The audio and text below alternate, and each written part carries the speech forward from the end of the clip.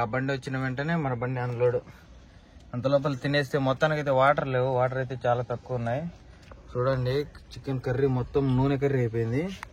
నూనె పైకి వచ్చేసింది, దాంట్లో ఉండే కొవ్వు నూనె ఎంత పైకి వచ్చేసింది. ఎట్లుంటుందో మరి దించేది అట్లాను ఒకటి వరకు అనేసి ఇంకా కలుతుంది, ఇంకా కాలుతుందంట. ఏం అంటున్నావు? అంత టేస్ట్ ఉంటుందా?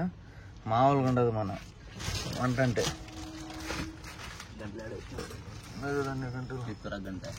ఒక గంట అన్నం గంటతో ఫస్ట్ కొన్ని వాటర్ వేసుకుంటా. మొత్తం నీళ్ళు లేకుంటే చాలా కష్టం. లారీలో నీళ్ళు అయితే ఉండాలి, నీళ్ళు లేకుంటే చాలా ఇబ్బంది పడతాం.